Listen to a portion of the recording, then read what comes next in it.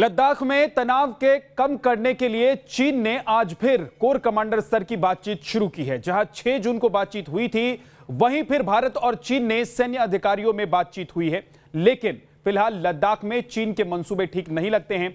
ऐसी हालत में भारत सतर्क है और सतर्क है भारत के वो प्रहरी जो 24 घंटे सालों भर कुदरत से जंग लड़ते हुए दुश्मन पर सख्त निगाह बनाए रखते हैं। हम आपको आज लिए चलते हैं हिमालय पर मौजूद उन्हीं कुछ इलाकों में जहां जवानों की चुनौतियां देखकर आपको उनके हौसलों का अंदाजा हो जाएगा।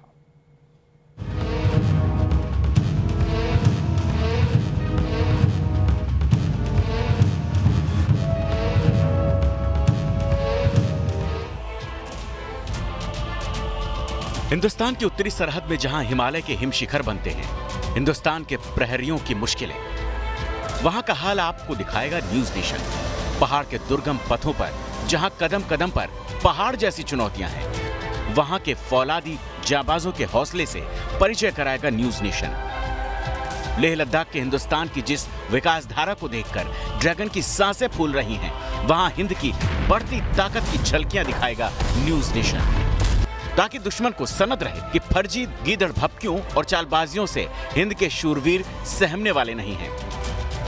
23,000 फीट पर जिस हौसले के साथ हिंदुस्तान के जाबाज कुदरत से जंग लड़ते हैं, वो आसान नहीं है। ग्लेशियर से जंग लड़कर विदेशियों के रेस्क्यू की यह तस्वीर सिर्फ इतना बताने के लिए काफी है कि भारत के सैनिक पहाड़ों पर सिर्फ तैनात ही नहीं होते, बल्कि पहाड़ी जंग में फतह भी हासिल करते हैं। और उन्हें ये ट्रेनिंग मिलती है उत्तराखंड के चमोली में। ITBP के हाई एल्टीट्यूड ट्रेनिंग सेंटर में जवानों को भारी भरकम बर्फ के बीच स्कीइंग करने के गुर सिखाए जाते हैं, तो दूसरी फोर्स के जवानों को भी माउंटेनियरिंग से लेकर विपरीत मौसम में काम करने के लिए तैयार किया जाता है।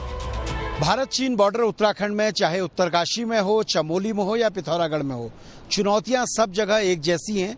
हाई एल्टीट्यूड क्षेत्र है, विषम परिस्थितियों का मौसम है और चुनौतियां बहुत बड़ी हैं। अगर सामने की पहाड़ियों को आप देखेंगे, ये ग्लेशियर, ये नदियां, इस तरीके से बर्फ आपको नजर आ रही है, आपको ये बड़े बड़े पहाड़ों पे ये ग्लेशियर नजर आ रहे हैं और बर्फ नजर आ रही है। इन्हीं चोटियों पे, ऐसी ही चोटियों पर भारत की सबसे आखिरी पोस्ट है, जिसकी ऊंचाई करीब 18,500 फीट है। चुनौतियां इसलिए ज्यादा हैं क्योंकि नीचे आप देखिए इस तरह की बड़ी बड़ी नदियां हैं जिनको पार करना होता है, क्योंकि बॉर्डर के आखिरी कोने तक सड़कें नहीं हैं। वहां से फिर सैनिक पैदल सफर करते हैं, इन बड़ी नदियों को पार करते हैं। ऐसे बड़े ग्लेशियर होते हैं जिन्हें पार किया जाता है। और कई बार जब आप बहुत ऊंचाई पे जाते हैं तो इस तरीके के मोरेन भी आपको नजर आते हैं, जो ये देखिए, ये इस तरह की आपको ये नदी नजर आ रही है। ऐसे ही बड़े मोरेन आपको बहुत ऊंचाई पे नजर आते हैं। जब जैसे जैसे आप आगे बढ़ते हैं, ऑक्सीजन का लेवल कम होता जाता है, क्योंकि ट्री लाइन नीचे ही खत्म हो जाती है। ट्री लाइन खत्म होने के बाद इस तरह की चुनौतियां बढ़ती हैं, जहां से आपके बुग्याल शुरू होते हैं, आपके मोरेन शुरू होते हैं और उसके बाद आपके ग्लेशियर का क्षेत्र आ जाता है। तो ये सारे क्षेत्र, ये सारे पहाड़ियां देखिए आप, ये चुनौतियां बढ़ाती हैं। इसलिए चुनौतियां बढ़ाती हैं कि एक तो आपने दुश्मन से लड़ना है, आपको 24 घंटे अलर्ट रहना है। दूसरा, इस तरीके का जो मौसम है ये आपकी परीक्षा लेता है, ये आपकी चुनौतियां बढ़ाता जाता है। इसलिए पूरी तैयारी से हमारे जवान इस हाइट पे पहुंचते हैं और वहां पर देश की सुरक्षा के लिए वो तैनात रहते हैं। किसी तरह की अगर कोई घटना होती है तो उस पर वो रिस्पॉन्ड करते हैं। कोई अगर अतिक्रमण करने की कोशिश करता है तो उसे नेस्तनाबूद भी करते हैं। ITBP को देश में सबसे बेहतर रेस्क्यूअर ही नहीं कहा जाता, बल्कि ITBP और सेना के जवानों को बड़े बड़े ग्लेशियर पार करने से लेकर पहाड़ों की मुसीबत मौसम में काम करने के लिए कुशल भी बनाया जाता है, जिससे ऐसी परिस्थितियों में ऊंचे ऊंचे पहाड़ों से भी दुश्मनों का मुकाबला कर सकें। गलवान घाटी की झड़प के बाद देश के सभी चीनी बॉर्डर में ITBP और सेना को अलर्ट रखा गया है। चीनी बॉर्डर में ITBP की तैनाती इसलिए की जाती है क्योंकि ये क्षेत्र हाई एल्टीट्यूड और विपरीत मौसम वाले हैं और ITBP ऐसे मौसम में बड़ी आसानी से काम करती है। भारत चीन बॉर्डर पर बॉर्डर पिलर के पास देखिए किस तरह यही इग्लू हाउस बनाए गए हैं, जो अवलांच के खतरे से भी जवानों को बचाते हैं। मेरे ठीक पीछे अगर आप ये देखेंगे तो ये लामबगड़ का बड़ा लैंडस्लाइड है, जो बीते कुछ सालों से बहुत तेजी से एक्टिव हो रहा है। अगर ऊपर की ओर आप देखें तो जो पहले छोटी लैंडस्लाइड थी, अभी अपना बहुत बड़ा आकार ले चुकी है। ऊपर से लेकर नीचे तक जहां भी आप देखेंगे आपको सिर्फ बड़ी बड़ी ये चट्टानें और इस तरीके से ये गिरता हुआ मलबा नजर आएगा। चमोली जो जिला प्रशासन है उसने बीते कुछ सालों में इसमें कुछ ऐसा करने की कोशिश नहीं की जिससे इस लैंडस्लाइड को रोका जाए, इसका कोई बड़ा उपाय किया जाए। हाँ, ये ज़रूर हो रहा है कि नदी अलकनंदा के किनारे इस तरीके से नया रास्ता बनाने की कोशिश है, लेकिन 2013 की जो आपदा थी उसमें अलकनंदा का प्रवाह इतना ज़्यादा था कि हाइड्रो प्रोजेक्ट से लेकर गोविंद घाट तक जो भी इसकी जद में आया सब कुछ इसने तहस नहस कर दिया। ये इलाका समुद्र तल से 9000 फीट की ऊंचाई पर है, लिहाजा किसी भी जवान को बॉर्डर पर भेजने से पहले सीधे हाई एल्टीट्यूड बॉर्डर पर नहीं भेजा जाता। अलग अलग पोस्ट में उन्हें मौसम के मुताबिक तैनात किया जाता है। ये टीमें सिर्फ रेस की ही नहीं बल्कि गोला बारूद और खाद रसद पहाड़ी की ऊंची चोटियों में पहुंचाने का काम भी करती हैं। भारत चीन बॉर्डर पे लगातार सेना की गतिविधियां चल रही हैं, सेना का मूवमेंट चल रहा है। जो आईटीबीपी की टीमें हैं उनको भी ऊपरी इलाकों में भेजा गया है। मेरे ठीक पीछे अगर आप देखेंगे तो ये अंतिम वो पोस्ट है जिसमें सेना और आईटीबीपी के जवान मौजूद हैं और यहाँ से आईटीबीपी के जवानों को उनके करीब 90% जो जवान हैं उनको बटालियन से सीधे चेक पोस्ट एक ऐसी जगह है जहाँ से भारत के लोग, जो भारत के हमारे सैनिक हैं, जो आईटीबीपी की टीमें हैं, ये चाइना पर पूरी नज़र रखती हैं। और यहाँ अब सेना के कैंप भी खुल चुके हैं। सेना की भी आवाजाही यहाँ बड़े पैमाने पर हो रही है क्योंकि ये बॉर्डर के अंतिम क्षेत्र हैं। यहाँ किसी भी व्यक्ति को प्रवेश नहीं दिया जाता है और यहाँ केवल उन्हीं लोगों को प्रवेश होगा जो सुरक्षा से जुड़े होंगे। इनकी तैनाती का मतलब है कि दुश्मन पहाड़ के रास्ते हिंदुस्तान की ओर झांकने की भी कोशिश नहीं कर सकता। Surendra Dasila, news nation, Chamoli. हिंदुस्तान के उत्तरी सरहद पर चीन से लगती सीमा पर प्रथम पंक्ति की सुरक्षा आईटीबीपी के हवाले ही होती है और हिंदुस्तान के ये जवान पहाड़, बर्फ और मौसम से लड़ते हुए इतने फौलादी हो जाते हैं कि इनके सुरक्षा घेरे को भेदना आसान नहीं है। ऐसे में चीन कभी लाइन ऑफ एक्चुअल कंट्रोल के पूर्वी हिस्से में हाथ आजमाता है तो कभी सेंट्रल और कभी पश्चिमी।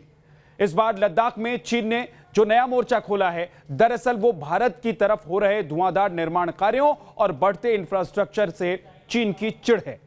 चलिए आपको लिए चलते हैं लेह, जहां से न्यूज नेशन आपको भारत के दम की कहानी दिखाएगा।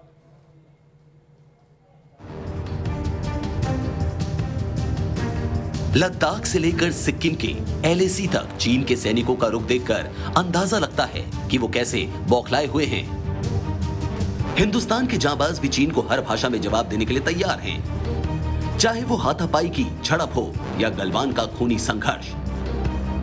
हिंदुस्तानी जवान चीनियों को सबक सिखाने में चूक नहीं रहे और चीनियों की ये सारी बौखलाहट इसलिए है क्योंकि हिंदुस्तान ने उत्तरी सरहद की ओर वो इंतजाम कर लिए हैं जिससे चीन की चालबाजियों पर ब्रेक लग जाएगा।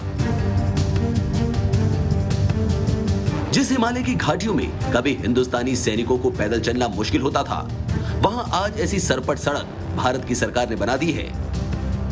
इस इलाके में रहने वाले लोग बताते हैं कि इस सड़क से कैसे उनकी जिंदगी भी बदली है और लाइन ऑफ एक्चुअल कंट्रोल तक जाने की सुविधा भी। मुझे आप बताइए कि मतलब चाइना तो सुधर नहीं रहा है, लगातार अंदर आने की कोशिश करता रहता है। एक करारा जवाब तो चाइना को चाहिए, आपको लगता है? सर ऐसा है ना सर, इंक्रोचमेंट होते जा रहा है, चाइना इंक्रोचमेंट होते जा रहा है और फिर भी हमारा वहाँ पे आर्मी लोग वहाँ प्रोटेक्शन कर रहा है। जो भी होगा, कल वहाँ हादसा हो गया, जो शहीद हो गया, उनके साथ हम, जो इंडियन आर्मी के साथ हम फुल सपोर्टिंग है। हमारे यूथ है, वॉलंटियर जितना भी पोर्टर्स के लिए जाता है, अम्युनिशन के लिए, हम यहाँ से जाने के लिए तैयार है सर, प्रोटेक्शन के लिए। चीन के चिढ़ने की वजह भारत की शानदार सड़कें तो हैं ही। चीन दरअसल भारत के सैनिकों को पैगोंग झील के किनारे पेट्रोलिंग से रोकना चाहता है क्योंकि पैगोंग झील के पास भौगोलिक स्थिति यह है कि अगर चीन झील के सहारे फिंगर्स पर कब्जा कर लेता है तो वो भारत के ऊपर भौगोलिक बढ़त हासिल कर लेगा। क्योंकि पैगोंग झील के पास भौगोलिक स्थिति यह है कि अगर चीन झील के सारे फिंगर्स पर कब्जा कर लेता है तो भारत के ऊपर उसे भौगोलिक बढ़त मिल जाएगी। चीन की इसी हिमाकत और मुंगेरीलाल के सपने पर भारत ने ब्रेक लगा दिया है। इस समय भारत और चीन के बीच में जो सबसे बड़ा विवाद है वो पैंगोंग तासो लेक को यहाँ पर लेकर बना हुआ है। दरअसल जो पैंगोंग तासो लेक है वो यहाँ पर 8 अलग अलग फिंगर्स में यहाँ पर डिवाइड की गई है और इसी के आसपास ये पूरा विवाद जो है वो यहाँ पर घूम रहा है। इस समय हम लेह में इंडस नदी के पास यहाँ पर मौजूद हैं और कुछ इसी तरह का नज़ारा जो है वो पेंगोंग लेक के आसपास का भी है और इसी तरीके से वहाँ पर पेंगोंग लेक में यहाँ पर पहाड़ियाँ हैं और जो 8 अलग अलग यहाँ पर फिंगर्स हैं उससे अलग अलग नदी और नाले जो हैं वो यहाँ पर आते हैं और उसी को लेकर ये पूरा विवाद जो है वो यहाँ पर हमेशा से बना हुआ है। चाइना जो है वो लगातार अलग अलग तरह के क्लेम्स जो है वो यहाँ पर करता रहता है, लेकिन इस बार ये विवाद इतना ज़्यादा क्यों हो गया है वो हम आपको यहाँ पर दिखाना चाहेंगे। इसके लिए हमने यहाँ पर 8 पत्थर जो हैं वो रखे हैं। ये दरअसल हमने इसको फिंगर्स में यहाँ पर डिवाइड जो है वो कर दिया है। दरअसल जो यहाँ पर पेंगोंग लेक है उसमें ये 8 अलग अलग तरह की फिंगर्स जो है उसमें इसको डिवाइड किया गया है और ये जो पहली, दूसरी, तीसरी और ये जो चौथी फिंगर है यहाँ पर हमारी भारतीय सेना का कब्जा है और सालों से यहाँ पर हमारी कई पोस्ट हैं और यहीं से हम पूरे जो हमारा बॉर्डर का एरिया पड़ता है उसको नियंत्रण करते हैं। लेकिन यहाँ के आगे ये जो फिंगर 5, 6, 7 और 8 का एरिया है यहाँ पर सालों से भारतीय सेना और जो चाइना की सेना है वो यहाँ पर सालों से पेट्रोलिंग करती आ रही हैं और किसी तरह का कोई ऑब्जेक्शन जो है वो दोनों तरफ से नहीं हुआ है। लेकिन इस बार चाइना ने क्या किया है कि वो यहाँ पर फिंगर 8 से यहाँ पर उठा है और उठने के बाद वो सीधा जो है वो यहाँ पर फिंगर 5 के पास यहाँ पर पहुँच गया है और यहाँ पर उसने अपना एक कैंप जो है वो यहाँ पर बना लिया है, जिसको लेकर ये पूरा विवाद जो है वो यहाँ पर खड़ा हो गया है। इस इलाके में भारत की तरक्की और चीन की चालबाजियों के गवाह रहे लोग इस बार चीन की बौखलाहट का मतलब अच्छी तरह से समझते हैं, क्योंकि इन इलाकों में मौजूद भारत की सेना सिर्फ सरहद की हिफाजत के लिए नहीं बल्कि आसपास के भारतीयों की जिंदगी आसान बनाने के लिए भी मेहनत करती है। Shahnawaz Khan, news nation, Leh. चीन चाहे जंग कर ले, लेकिन अब हिंदुस्तान 1 इंच जमीन पर समझौता करने वाला नहीं है, बल्कि चीन ने अक्साई इलाके पर जो अवैध कब्जा किया हुआ है अब भारत सिर्फ उसे वापस लेने की बात करना चाहता है। क्योंकि लद्दाख में चीन ने अभी जो नया खेल शुरू किया है और गलवान को विवाद की जगह बना रहा है, उस गलवान घाटी और पेंगोंग झील के फिंगर 8 तक भारत का दावा हमेशा से रहा है।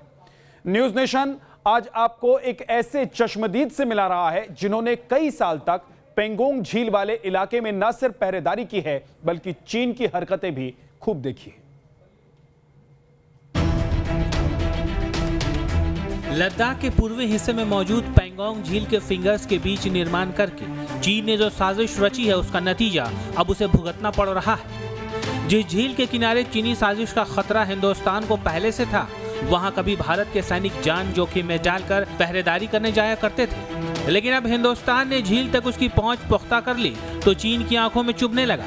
कितनी मुश्किलों के बाद हिंदुस्तान ने पेंगोंग झील तक विकास की लकीर खींची है, इसके एक गवाह रिटायर्ड सैन्यकर्मी ताशी दोरजी ने न्यूज़ नेशन से पुरानी यादें साझा की।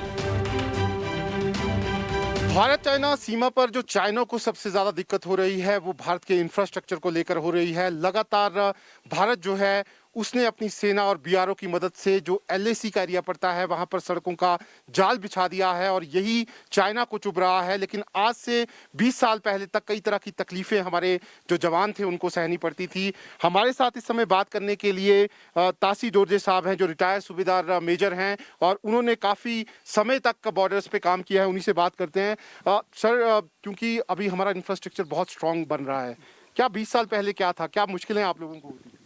जी, 20 साल पहले जो है यहाँ का सिचुएशन बहुत मुश्किल था, कठिन थे, क्योंकि हालात को देखते हुए उस जगह पे पहुँचने के लिए एक जगह था जहाँ से हमको तकरीबन 30 दिन पैदल चलने पड़ते थे। उस वक़्त अपना पूरी बुरी बिस्तर लेके चलने थे। एक नाले को पार करने में तकरीबन वहाँ तक पहुँचने में हम कोसाओ से ऊपर उसी नाले को आर पार होकर वहाँ पर पहुँचते थे। काफ़ी कठिनाई थी। लद्दाख स्काउट्स में 36 साल तक लद्दाख की सरहदों का जर्रा जर्रा नापने वाले रिटायर्ड सूबेदार मेजर की जिंदगी इसी लद्दाख, पेंगोंग और गलवान घाटी में गुजरी है। ये बताते हैं कि 20 साल पहले नुब्रा घाटी को पार करने का क्या तजुर्बा था और आज हालात कितने मजबूत हो चुके हैं। दूसरा एक रास्ता था सासर का, वो रास्ता जो है वो ग्लेशियर पार करना था, वो भी सीज़न के ऊपर, सीज़न को देख के चलने पड़ते थे, हालात को देख के चलना पड़ते थे, वो भी बुरी बिस्तरे के साथ, घोड़े के साथ चलना पड़ते थे, इसलिए वहाँ पर पहुँचना बहुत मुश्किल थे। लेकिन आज की हालात में गवर्नमेंट ने बहुत कुछ सहूलियत दिया हुआ है, गाड़ियाँ चल रहा है, जहाज़ें चल रहा है, उसके ऊपर रोड बनाया है, जिसकी वजह से भी बहुत फ़ायदेमंद हुआ है। जिस गलवान घाटी तक पहुंचने में श्योक नदी से निकले नाले कभी पहाड़ से बड़ी चुनौतियां बनकर खड़े हो जाया करते थे, जहां 25 से 30 दिन तक पैदल सफर के बाद हिंदुस्तान के जवान पहरेदारी करने पहुंचते थे, वहां भारत ने अब शानदार सड़कें बना दी हैं। ताशी दोरजी कहते हैं कि अब हिंदुस्तान के पास वो ताकत है कि चाहे तो चीन के हर गलत मंसूबे को मसल कर रख दे।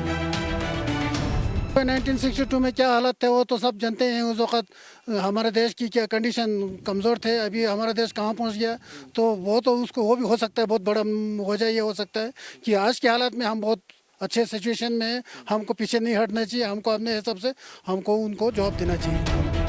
लद्दाख स्काउट्स के एक रिटायर्ड जवान के हौसले को देखकर आपको अंदाजा हो सकता है कि लद्दाख की सीमा पर हिंदुस्तान के जवानों का मनोबल कैसा है और चीन को सबक सिखाने के लिए कैसे सेना के जवान हर वक्त तैयार होंगे। भलाई तो इसी में है कि चीन जमीन पर कब्जा करने के मंसूबे छोड़कर अमन से अपनी सरहद में रहे, वरना लद्दाख से चीन का काउंटडाउन शुरू हो सकता है। लेह से शाहनवाज खान के साथ टीम न्यूज़ नेशन।